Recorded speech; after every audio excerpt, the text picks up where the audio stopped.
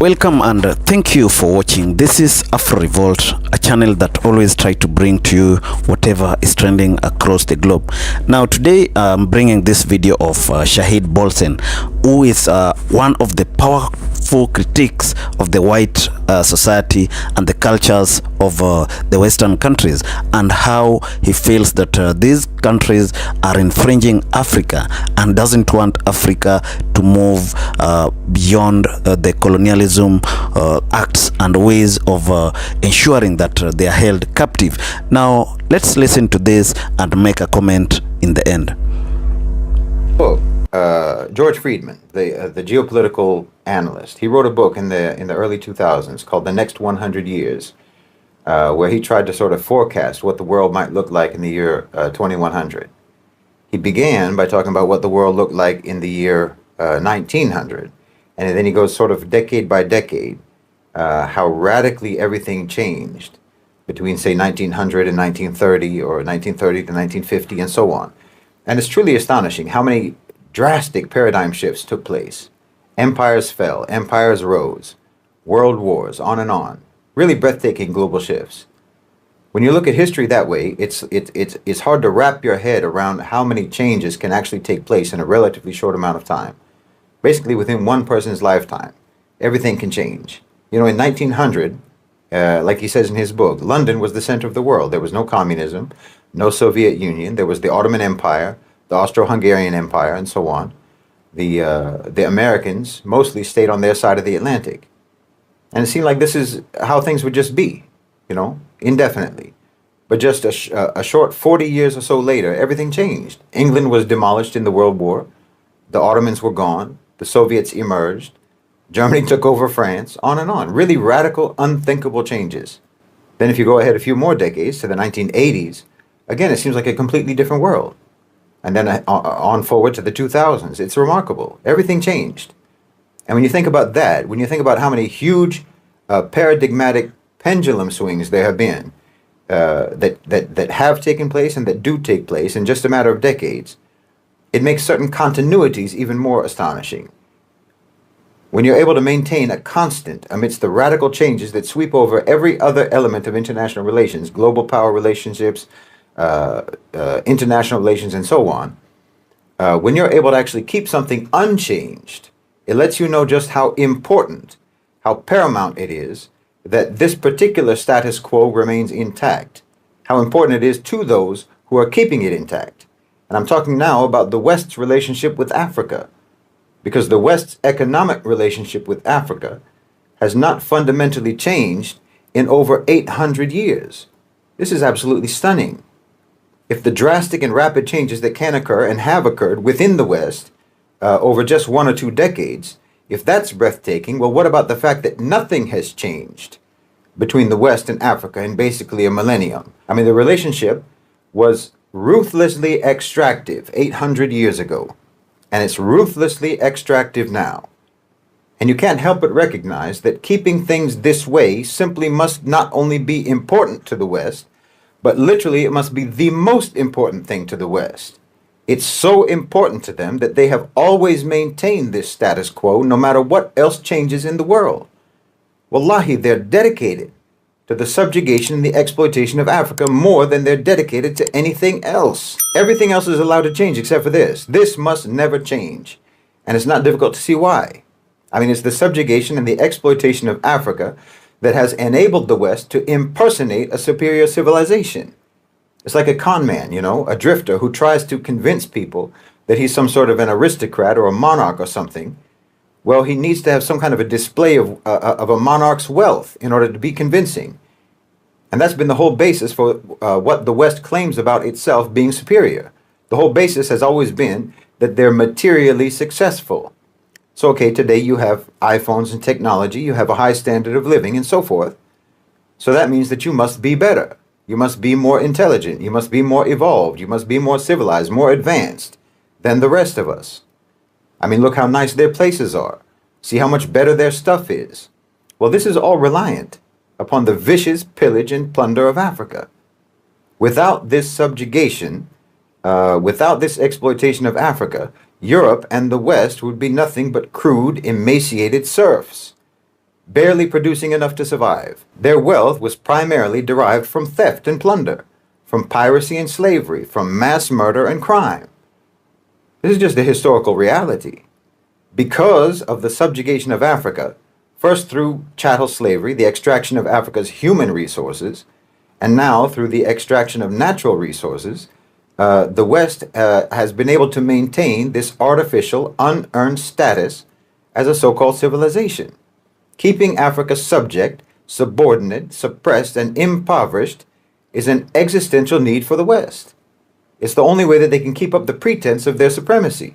Because again, the pretense of their supremacy has never been based upon any actual advancement, any actual sophistication, any actual moral or intellectual development. It has always been based on the violent accumulation of wealth and resources, upon brute power, deceit, and conniving. And Africa, the subjugation of Africa, is the most vital necessity for keeping this con going. I mean, right now, the trade relationship between the West and Africa is that something like 70% of exports to Africa from the West are manufactured goods, and imports from Africa are just the raw materials used to make those manufactured goods. So they're taking from Africa what is needed in order to produce goods that then Africa buys from the West, made with their own raw materials. And the West has done everything possible to try to impede Africa's ability to build its own manufacturing base so that they could potentially use their own raw materials, use their own raw minerals to produce their own goods. I mean, the whole process should be done in-house. It should all be done in Africa. That's what makes sense. You know, you have the materials, you have the minerals, you can make the products. That's how it should be. Rather than giving your raw natural resources to the West, for them to manufacture and refine and process and so on, Africa could do all of those things themselves. I mean, imagine the impact that would have. Where would that leave the West then? Well, they know that. The West knows that. They're acutely aware of their actual total dependence upon Africa. If Africa manufactured, if they used their own resources, their own minerals, their own materials for their own industries, well, the entire economy of the West would collapse. And with the collapse of their economy, their whole so-called civilization would collapse. Africa is the foundation upon which they built their house. So they know this. And like I said, this is why no matter what else changes in the world, no matter how power dynamics shift in the world, the subjugation of Africa has been maintained for over 800 years. There's literally nothing more important to them than this. And this is why there are very powerful factions in the West that want to destroy BRICS, and why they fearmonger about Chinese investment in Africa, and why America specifically is engaged in non-stop interference, covert operations, regime change, regime infiltration projects all across the continent.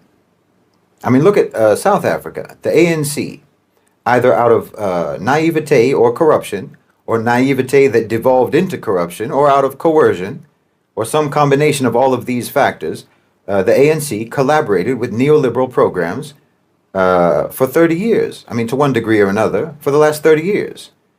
But as global power dynamics have been shifting, and the creation and the ascendancy of BRICS has been taking place, people have started to have aspirations.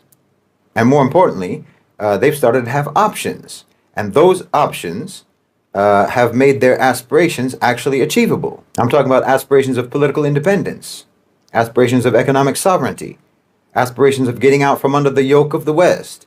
That's actually becoming achievable now. So the ANC was facing, and they are facing, severe criticism and opposition.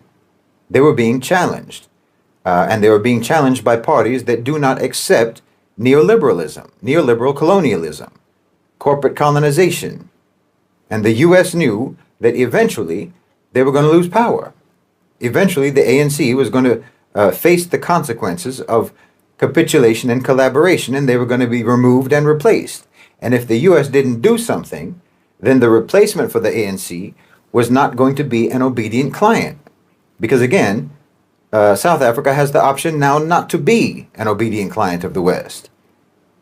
I mean, as long as there were no options, then it wasn't that risky for America. Even if the ANC lost popularity, no matter who replaced them, they would have no choice but to capitulate to neoliberalism because there was no options. But there are options now. So you have the United States then backing the so-called Democratic Alliance, the DA, which is an overtly neoliberal, Western-aligned, elitist political party of colonizer collaborators. So the unpopularity and the opposition to the ANC opened a space for the DA to move into the government in the last election. So now you have this so-called GNU, the Government of National Unity, which is nothing but a neoliberalism light and a neoliberalism hardcore. It's a coalition of one party that was aligned with the West, the ANC, aligned with the West out of coercion or naivete or corruption, but which could have potentially been influenced by anti-neoliberal populist sentiment if given a chance. Now they've joined together with a party that is intensely committed to colonization, intensely committed to neoliberalism. I mean, they want to privatize everything. They want everything to be sold off to the private sector. They want to hollow out the government completely. And you need this radical neoliberal colonizer faction to be there because as the new options have emerged, you've now had radical anti-neoliberal positions being advocated and becoming viable. I mean, you're actually having calls for the nationalization of industries rather than the privatization of state enterprises. Well, the West can't have that. So they need something like the DA, the Democratic Alliance, to move in to try to avert the threat of South Africa actually becoming politically independent and economically sovereign. You know, they call it the GNU, but the N shouldn't stand for national. It's the government of neoliberal unity. It's a coalition united against the people of South Africa, in my opinion, in service to the interests of the elite private sector of South Africa and to the global Western private sector. The DA is a racist, Zionist, anti-BRICS, pro-Western colonizer political party, funded at least in part by the National Endowment for Democracy in the United States, which is nothing but a wing of the CIA, whose sole mission is to advance American interests. So in South Africa, this was a regime infiltration project that was undertaken to actually avert regime change in South Africa. Organic regime change. Because look, you can nationalize the mining sector in South Africa. You can. You can nationalize the banking sector. You can nationalize the Reserve Bank. You can do all of these things and everyone knows it. It's not some kind of a mystery that these types of measures would be immensely empowering for South Africa. These aren't measures that we don't know whether they're useful and beneficial or not. Obviously they are, and tremendously so. And that's precisely why these types of policies, these types of measures have to be subverted. I mean, it's absolutely ludicrous for anyone in South Africa today to advocate neoliberal policies when we have in front of our eyes the catastrophic failure of those policies. I mean, nearly half the population is unemployed, over half the population among the youth. 75% of South Africans earn just the equivalent of $350 a month or less. In fact, roughly half of the population earn only $75 a month. And you're still going to advocate for the policies that got you here? No, obviously, if you nationalize, it's better for you. Obviously. I mean, empower the government with those abundant resources instead of letting foreign companies seize those profits and transfer them out of the country. I mean, if those revenues are going to the state, then the government will have the resources they need to better address the needs of the society. They can invest in SMEs, they can provide education, skills training, and so on, fund R&D. I mean, it's a no-brainer. But you're scared of what the West will do. They tell you that if you nationalize, then there will be massive capital flight, investors will run away, and so on. Well, think about that for a second. They're trying to scare you with consequences that they themselves will be imposing. They're warning you that if you do something that is in your country's best interest, they will punish you. This is very different from telling you that the policy in and of itself is actually bad. They're telling you that they will make it a bad policy because of what they will do to you if you implement it. You understand? These people are threatening you, and then you're supposed to trust their advice? The advice of these neoliberal predators? You're supposed to listen to them and trust their advice when they are blatantly telling you that they will punish you if you do something to try to make things better, to try to change things? I mean, they couldn't make it more obvious, their malice. They couldn't make their malice more obvious. They couldn't make it any more obvious how against your best interests they are. How much they put their own private interests above the interests of their country. They're openly identifying themselves to you as your enemy. Do you understand me? I mean, they're not saying that nationalization doesn't work. They're not saying that it isn't beneficial. They're saying that they will do everything in their power to make sure it doesn't work. They're saying that they will sabotage nationalization for their own sake, for the sake of their own profit interests. And still you let this type of people have a say in policy discourse? Well, that's humiliating. They hold you in contempt and they don't even hide it. I'm telling you, everyone knows what should be done in a country like South Africa, what kind of economic policies they should implement. And it's the same thing that many global South countries should do. Everyone knows the obvious economic benefits of these types of policies.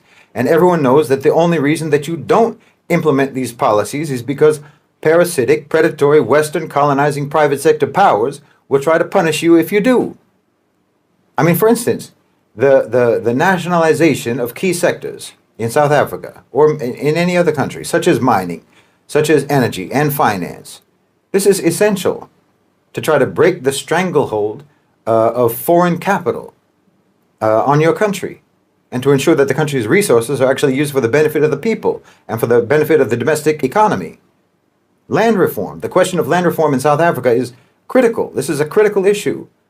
There should be a comprehensive land reform program in South Africa that prioritizes the redistribution of land to the historically disadvantaged. This is basic, and it's incredibly obvious. And once you've boosted the state's resources through nationalization, there should be a comprehensive social welfare system that provides for the basic needs of all citizens, including healthcare, education, and housing. This is, again, obvious. And finally, the government, of course, needs to pursue a policy of industrialization and job creation. A policy that prioritizes the development of the domestic economy. And like I said before, prioritizes the manufacturing of goods from their own raw materials, from their own raw minerals and their resources, rather than the export of those minerals to Western companies for them to use in their manufacturing. Honestly, none of this requires any particular brilliance to understand. These aren't radical policies, but they're only made to seem radical, and they're treated as radical because everyone is living in fear of private sector tyrants who completely control the discourse. So you're not allowed to talk about anything that isn't basically a policy genuflection to shareholders and to Western supremacy. But everyone knows that these are good policies that would help South Africa, and that the only reason anyone would think that they might not be good for South Africa is because they know that doing a policy that's good for South Africa would prompt a hostile, retaliatory response from the West. Well, like I said, that should show you what kind of a friend the West is. But look, South Africa and all the countries in Africa, all the countries in the global South, in fact, they're in a position today to actually dictate the terms now. If Westerners want to pull out their capital, so say you nationalize, okay, if Westerners want to pull out their capital, they want to withdraw their investments, okay, go ahead. Dig around in your own lands for the minerals you need to make your stuff, and good luck to you. I mean, we have other investors anyway who can take your place. There's other companies that we can partner with. You're not the only ones. So the only question really is, how much are you interested in boosting the economies of China, the economy of Russia, the economy of the Gulf? How much do you want to see the BRICS countries surpass you economically? You know, BRICS already accounts for more of global GDP than the G7. So if you want to pull out your investments, you pull them out. Go ahead. You can only harm yourselves. No. South Africa and the Muslim world and all the global South countries, it's time for them to break away from this paradigm, break away from Western domination and start implementing all of those policies that they know perfectly well will benefit them, whether America likes it or not. I mean, can you imagine if the Gulf countries didn't put their oil sector under government control? Where would they be now? But look at where they are now. Look at the amount of capital they have now. Why, South Africa could have and should have a comparably massive sovereign wealth fund. There's no reason for them not to. No, this millennium-long system of subjugation needs to come to an end. And it really doesn't matter if the road to liberation is a little bit rocky. I'd rather be traversing a rocky road than be buried under the rubble, which is where the West has kept Africa for centuries. This is the richest and most important continent on the planet. And the West stole your riches and they stole your importance, and they've been an imposter on the throne for far too long. It doesn't make any sense to be afraid of someone whose power is actually dependent upon you. That's a psychological power, not an actual power. They have a psychological power over you. But every element of their real power is completely derived from you yourselves. It's like your hand is on the tap that the hose is attached to that they use to waterboard you. And all you have to do is turn it off. So in this video, Shaheed Bolsen is trying to say that Africa is held captive in a manner that it will take them time to move from such bondage because their resources are still being controlled. Why is Africa being controlled? This is because the Western countries knows that Africa is the richest continent with vast resources that if they leave Africa to be free, even themselves they would be at risk because they entirely or dearly depend on these resources for making their daily or their infrastructural gains. So if you look, for instance, Congo, I did a video before explaining why Congo can never have peace, or even Somalia, and even why Libya had to go to its knees because or in the times when Muammar Gaddafi wanted to make Libya great and move the country to another level. Why did they have to cripple Libya? Or why is the Congo facing the turmoil that we always see daily? And even Somalia, the Al-Shabaab, is it a narrative that has been created by the whites? So this is well explained by Shaheed in this video, and he's trying to say that if you see peace in Congo or anywhere in Africa, know that the minerals or the resources have entirely been exploited, and that is when they'll leave Africa to gain its freedom. It's a moment that will take time because they depend on these things and will never wish Africa to get its freedom, or rather up on its knees and know its value. So it's upon Africans. That's why we always educate people on this our channel. It's upon Africans to wake up and know where the rain is beating them. The rain that is beating us is the racial segregation menace that ensures that we as blacks never rise again. So we have to first know that through these cronies that we elect in office, these cronies are the ones that are used to exploit our resources because they are given goodies that they can't reject. So we have to ensure that we call upon these our leaders and tell them that give value to your continent. Ensure that your continent grows in terms of economy, because that is when we will have power. Educate us, bring good schools, ensure that you make our health centers better, because that is when a healthy society is a wealthy society. So ensure that in the elections, Africans must see who they elect in office. Are you electing puppets of the whites who will only do what they are told by the Western countries such as America, who claim to be superpowers? Or are we going to elect those who see that this is Africa and Africa is our business? For instance, I always follow Julius Malema and how he talks on various issues. This is a great Pan-Africanist who sees that Africa should rise beyond oppressive means. So that is all I have to say. Kindly hit our comment section and tell us what you feel about this video, and also do not forget to subscribe to our channel if you're watching us for the first time, and most importantly, like, share this video. Thank you, and may God bless you. Let's meet when we bring another thrilling video.